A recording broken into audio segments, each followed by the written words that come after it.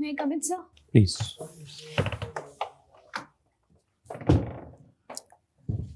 Good morning, sir. Good morning, sir. Good morning, sir. Good Please morning, be sir. seated. Good morning, sir. Sakshi, tell us something about your journey Sir, in life till here. Sir, my name is Sakshi Jamuar. I was born and brought up in Ranchi, Jharkhand.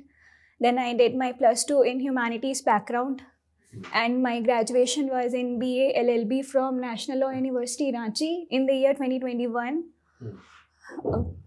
And my optional is law, and my hobbies include traveling to villages, playing badminton, engaging in doodle art. That's all. Okay, what motivated you to be in civil services? So firstly, I want to join the civil services because it is a good career opportunity.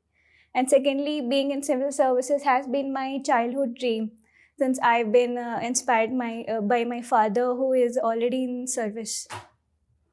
Okay, so your father has been your role model. Yes, sir. That's great. That's great. You have done law. Yes, sir. Will you throw some light on the pendency in the courts in India? Definitely, sir. Sir, currently there are around 4 crore cases pending in courts of the country, and we need to take many measures to curb them. So some of these measures can include, firstly, appointing the All India Judicial Services. We need to operationalize that. And secondly, what I feel is that one thing is that the state is the major litigant. So what we need to do is that the state needs to cut down on its litigation. Thirdly, we need to introduce the concept of evening courts. These things are on my mind right now. Okay, evening courts. So we will Yes, be sir. requiring more judges then? Sorry? More recruitment of judges? Yes, sir. In that case? Yes, sir. We need more recruitment for that. So who will take the financial burden?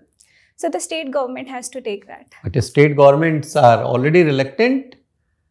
We have not even filled the vacancies which were as per 1971 census population. So, So who will give the funds? So state needs to do it. Whether Punchi Commission has made some recommendations in this regard, are you aware? No, sir. I am aware that it has talked about bettering the center-state relations. And regarding funding to the judiciary, I need to read on that. No worries, no worries. Tell us something about what reforms we are actually bringing through the new code that we are having in form of Bharatiya Nyaya Sanhita. What is it? Yes, sir. Please tell us. So the Bharatiya Nyaya Samhita aims to replace the IPC 1860. And there have been many reforms. Firstly, they have introduced, the code has introduced the new provisions such as criminalizing mob lynching. Secondly, fake news. Fake news has been criminalized. And thirdly, many of the Supreme Court judgments have been adhered to regarding scrapping off of Section 377 of IPC. And also wherein it rendered unconstitutional the provision of adultery. Yes. Okay. These are the new reforms, and I. What is your view about sedition law? So sedition laws, the meaning, the wording of sedition has bit changed, and what the legislature has done, it has expanded its meaning. So I think it will give the state more widespread powers on curbing dissent. So I think that needs to be relooked. Sakshi, your father is already in services, okay? Civil Yes, services. Sir. Yes, sir. So what can be done? Because you have seen it in your family, what can be done to ensure that law and order benefits go to the marginalized sections? So firstly, law and order benefits. So but I think we need to ensure that the enforcement of laws, especially the local criminal laws that we have, They should be enforced in spirit. And often Why they are not enforced in spirit? Sir, at times the law and order situation is not that great in the district. So we need to ensure to take preventive action at most. For example, recently in the district of Garhwa, where my father is in service, I can say that recently in Ayodhya, Ram Mandir has been inaugurated. So a tense situation was about to be developed in my district.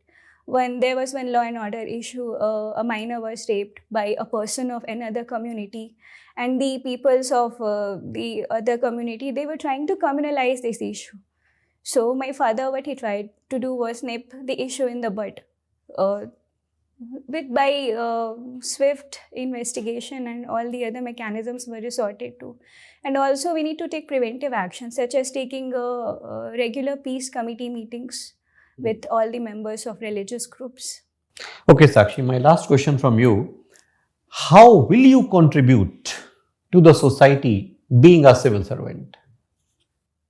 Sir, I will firstly, as an administrator, I will look at the post I hold.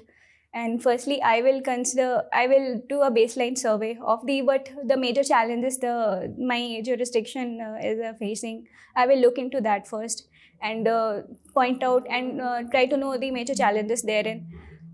And what the general issues we have in, such as the poverty, inequality, and issues regarding women. These will be my major focus besides rural development. Poverty, inequality. Yes, sir. And then women. Women, youth. 1, 2, 3, 4, or this is all are in a circular way that anything that comes. Yes, so there is no priority. There is no priority you have set. Because it's all context specific. Every district has its own set of challenges which are unique to that particular district. So I will look at that way. Okay, thank you. Sir. Sakshi, your father is IAS officer? Sir, he has been from the State Civil Services and recently been promoted to the IAS. You know all merits and demerits of being an IAS officer. So you choose, you also choose this IAS as your first preference. Yes, sir. So you see merits more than demerits.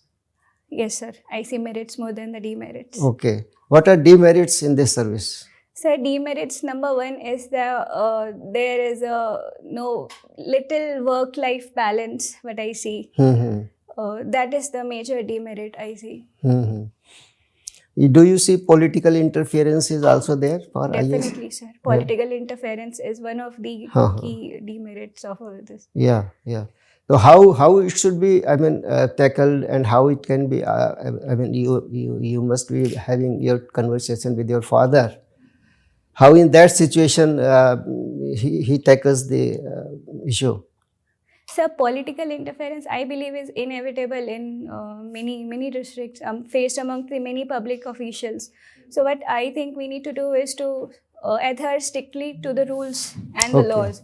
Even if the concerned MLA or MP is pressuring you to resort to bending the law, I would not agree with him. I would go by the norms. If whatever he's saying is as per the norms, I would follow it. But otherwise, I would not. Okay. So you are a law graduate, eh? Yes, sir. Can you tell something about anti-defection law? Sir, the 10th schedule of the Constitution, read with Article 102(2) of the Constitution, deals with anti-defection law, and it states that if a member of a legislature resigns his political party or makes decision contrary to the party direction, or if he is an independent member and he joins a political party, that amounts to defection, and on that ground he will be disqualified by the speaker.